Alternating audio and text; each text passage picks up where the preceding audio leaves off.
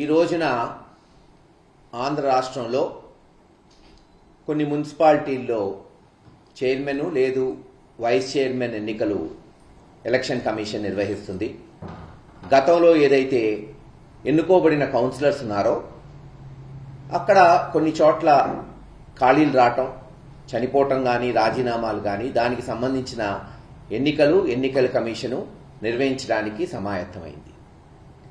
Piduguralla municipality మీరు తీసుకుంటే, గురజాల నియోజకవర్గం పిడుగురాళ్ల మున్సిపాలిటీ తీసుకుంటే 4 సంవత్సరాల క్రితం జరిగిన స్థానిక సంస్థల ఎన్నికల్లో పిడుగురాళ్ల మున్సిపాలిటీలో 33 వార్డులు ఉంటే 33 వార్డులు కూడా వైఎస్ఆర్సీపీ పార్టీ ఏకగ్రీవంగా ఆ రోజున పిడుగురాళ్ల ప్రజలు ఎన్నుకోవటం అదొక చరిత్ర.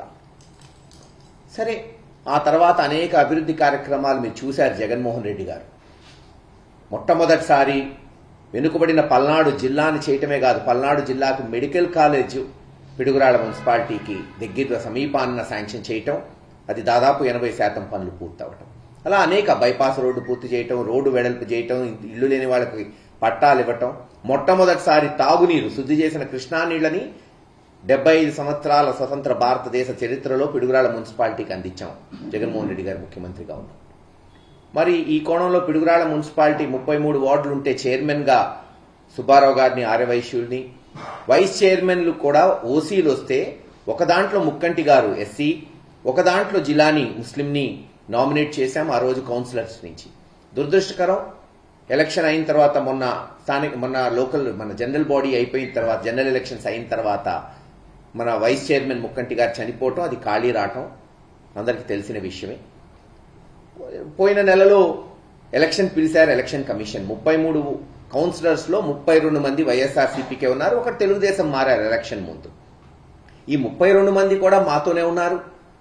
మరి అటువంటి తరుణంలో ఈరోజు పిడుగురాళ్ల మున్సిపాలిటీకి పోయిన నెలలో వైస్ చైర్మన్ ఎన్నిక వస్తే 33 కౌన్సిలర్స్ లో 32 మంది వైఎస్ఆర్ కుంటే అవలీలగా జరగాల్సిన ఎన్నిక. కానీ ఆ రోజున కౌన్సిలర్స్ అందరూ వైస్ చైర్మన్ ఎన్నుకోవడానికి పోతే అధికారులను బెదిరించి వాళ్ళ చేత పోస్ట్పోన్ చేయించారు ఎన్నికని. అధికారులు కూడా ఎలా ఉన్నారంటే, వాళ్ళు రాస్తారు బీఫామ్ ఇవ్వలేదు కాబట్టి టైంకి పోస్ట్పోన్ చేస్తారంట. బీఫామ్ ఇవ్వకపోతే నామినేషన్ క్యాండిడేట్ ఇండిపెండెంట్ అవుతాడు.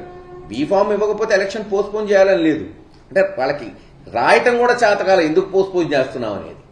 దాన్ని బట్టి అర్థమవుతుంది ఎలా ఒత్తిడి ఉంది తెలుగుదేశం నాయకుల గురించి స్థానిక ఎమ్మెల్యే ఎరపతినేని శ్రీనివాసరావు గారి దగ్గర నుంచి అనేది. మరుసటి రోజు చేశారు. మరుసటి రోజు మళ్లీ కౌన్సిలర్స్ పోవాలంటే ఇంకా ఎలాగూ పోస్ట్పోన్ చేయలేమని కౌన్సిలర్స్ ని కిడ్నాప్, దాదాపు 10-12 మందిని పోలీసులను కిడ్నాప్ చేయటం. ఎంత విడ్డూరం అంటే, ఎట్టుందంటే దొంగతనం చేస్తే దొంగల్ని పట్టుకోమని పోలీసుల దగ్గరికి పోతాం, పోలీసులే దొంగతనం చేస్తే ఎవరి దగ్గరికి పోవాలా జనం. అలా ఉంది, పోలీసులే కిడ్నాప్ చేశారు కౌన్సిలర్స్ ని. ఆ రోజు అందరి వాయిస్లు, వీడియో రికార్డింగ్లు, ఆడియో రికార్డింగ్లు నేను పెట్టడం జరిగింది. మళ్ళీ ఆ రోజు పోస్ట్పోన్ చేశారు. మళ్ళీ రేపు సోమవారం ఎన్నికలు వచ్చినాయి. నేను నిన్న కౌన్సిలర్స్ అందరినీ పిలిచాను. ఏం చేద్దాం అబ్బాయి, మరి ఎన్నిక వచ్చింది, ప్రజాస్వామ్యంలో ఎన్నికలు వస్తేనే కదా పాలు పంచుకునేది, ఎవరిని నిలబెట్టుకుందామని. చాలా మంది కౌన్సిలర్స్, సార్ పరిస్థితులు బాలేవు, పోలీసులే మా మీద కేసులు పెడుతున్నారు, కిడ్నాపులు చేస్తున్నారు, ఎలా మేము తెలుగుదేశం వాళ్ళతో పోరాటం చేయగలుగుతాం కానీ పోలీసులతో ఎలా పోరాటం చేయాలి, మేము ఎలా ఈ సమస్యకి అసలు పరిష్కారం ఎలా అని వాళ్ళు అంటున్న తరుణంలో కొంతమంది ఊరు వదిలిపెట్టి పోవటం, కొంతమంది 3 రోజులు బయట ఉండి ఆ రోజు వస్తామనటం, అసలు ఎన్నిక జరిగిద్దో జరగదో పరిస్థితులు ఎట్లుంటాయో అన్న తరుణంలో సరే మళ్ళీ ఆదివారం కూర్చొని ఒక నిర్ణయానికి వద్దాం అనుకున్నాం. ఈ లోపల యథావేచ్ఛగా మళ్ళీ తెలుగుదేశం నాయకులు బెదిరింపులు, మళ్ళీ పోలీసులు కిడ్నాప్. ఈరోజు చూశారు మీరందరు వీడియో కూడా. మహిళ, మా కౌన్సిలర్ భార్య నైట్ ఈ వీడియో అఫ్కోర్స్ అందరికీ చేరింది, ఆమె వాయిస్ వినపడింది. తన భర్తని నిన్న రాత్రి మాచవరంలో ఉంటే, పిడుగురాళ్లలో కాదు మాచవరం గ్రామం, వాళ్ళ అమ్మగారింట్లో ఉన్నారు. ఎందుకు ఈ తలకాయ నొప్పులు పిడుగురాళ్ళని, అక్కడికి మాచవరంలోని 3 కానిస్టేబుల్స్ పోయి, అతనికి అసలే కాలు బాగలేదు, యాక్సిడెంట్ అయింది, అతన్ని ఎత్తికెళ్లి కిడ్నాప్ చేసి ఇలా ఒక్కొక్కళ్ళ ఘట్టం. ఇంకో కౌన్సిలర్ హైదరాబాద్ లో ఉంటే వాళ్ళ తమ్ముళ్ళని వాళ్ళ అన్నని తీసుకొచ్చి పోలీస్ స్టేషన్ లో కూర్చోబెట్టి నువ్వు వస్తావా సస్తావా. ఏముంది, చిన్న ఎన్నిక, వైస్ చైర్మన్ ఎన్నిక. ఈ రోజు అది వైఎస్ఆర్సీపీ గెలిచినందువల్ల వెంటనే జగన్మోహన్ రెడ్డి గారు సీఎం అయిపోరు కదా, లేదు చంద్రబాబు నాయుడు గారు ఏం దిగిపోరు కదా. కానీ తెలుగుదేశం ప్రభుత్వం సంకేతం పంపించుండొచ్చు. ఎస్, ఎవరుంటారో మెజారిటీ వాళ్ళు వెళ్ళిపోతారు, ప్రజాస్వామ్య పద్ధతిలో ఎలక్షన్లు జరగాలని ఒక మంచి సంకేతం. మరి వయసులో పెద్దవాడు, అత్యంత అనుభవం ఉన్న చంద్రబాబు నాయుడు గారు ఒక మంచి సంకేతం ఇచ్చుండొచ్చు, కానీ ఇవ్వలేదే.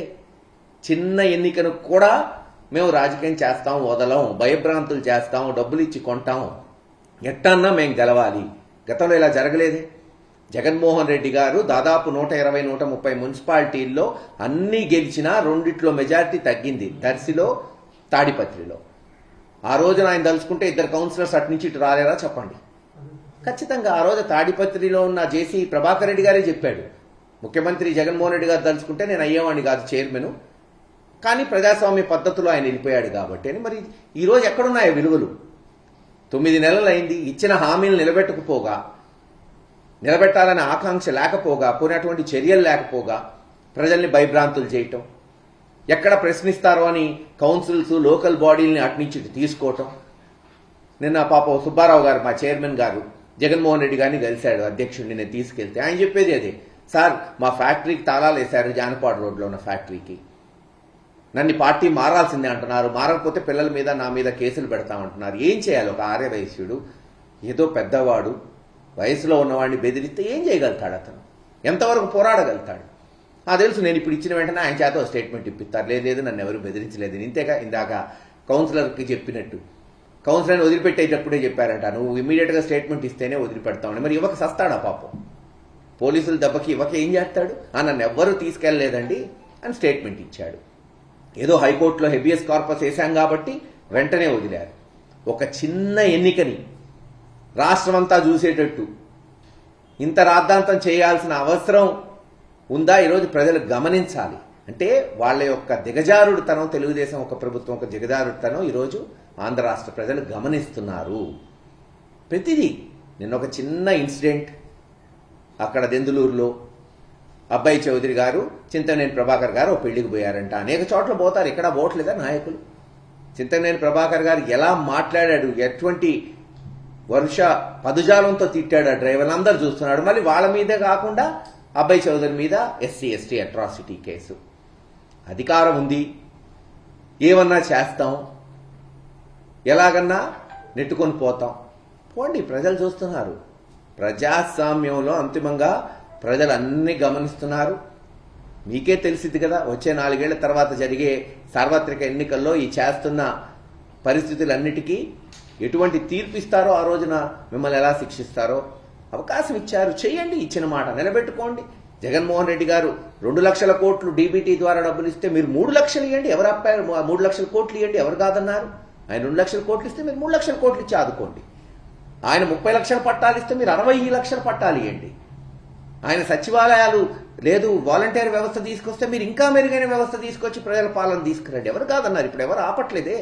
అవన్నీ పక్కన పడేసి ఓ చిన్న వైస్ చైర్మన్ ఎన్నికకి మేము లాక్కోవాలి, బెదిరించాలి. ఉన్న చైర్మన్ని బెదిరించి ఏం చేస్తాం? ఆర్యవైశ్యులు పాపం ఎక్కువ మంది, లేదు పేదవాళ్ళు రిజర్వేషన్లో వచ్చి పాపం వాళ్ళు కూడా మేము ప్రజాప్రతినిధులు అనుకోవాలని ఈరోజు పిడుగురాళ్ల మున్సిపాలిటీలో మొట్టమొదటిసారి కౌన్సిలర్స్ అయిన వాళ్ళని బెదిరిస్తే ఎంతవరకు వాళ్ళు పోరాడగలుగుతారు? అయినా చాతనైనంత వరకు నిజంగా హ్యాట్స్ ఆఫ్ వాళ్ళకి. ఇంత అదిరింపులు బెదిరింపులు వస్తున్నా సరే అవసరమైతే ఎన్నికకు పోవు కానీ మేము పార్టీ మారమంటున్నారు. ఏమనాలి అట్లాంటి వాళ్ళని చెప్పండి? మనం సెల్యూట్ చేయాలి. నిజంగా డబ్బు లేనివాడు చిన్నవాడు కాదు, నీతిగా నిలబడిన వాడే చిన్నవాడు. ఈరోజు వాళ్ళకి డబ్బు లేకపోయినా నీతిగా నిలబడుతున్నారు. మాకు టికెట్ ఇచ్చింది వైఎస్ఆర్సీపీ, మమ్మల్ని గెలిపించింది వైఎస్ఆర్సీపీ అని నిలబడుతున్నారు. సెల్యూట్ చేయాలి అటువంటి నాయకులకి. తెలుగుదేశం నాయకులు ఎప్పటికన్నా ఈ చిల్లర రాజకీయాలు వదిలేసి మీకు ఇచ్చిన అవకాశాన్ని సద్వినియోగం చేసుకోండి. ఎలా చేసుకుంటారనేది చూపెట్టండి.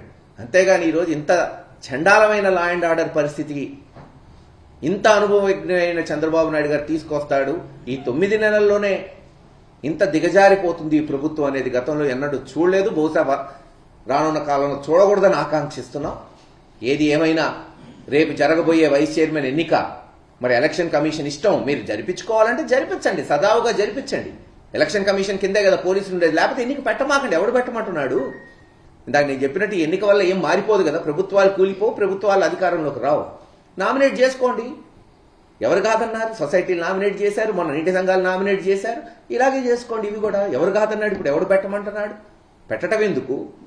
దౌర్జన్యాలు చేయటం ఎందుకు? పోలీసుల చేత బెదిరించడం ఎందుకు? ఖచ్చితంగా ప్రజాస్వామ్య పద్ధతిలో పోరాడతాం. ఈరోజు కూడా హెబియస్ కార్పస్ వేసి ఎవరినైతే కిడ్నాప్ జరిగిందో అతన్ని రప్పించుకున్నాం. రానున్న కాలంలో కూడా మా ప్రయత్నాలకు ఎక్కడా కూడా మరి ప్రయత్నాల లోపం లేకుండా ముందుకు పోతామని తెలియజేస్తాం.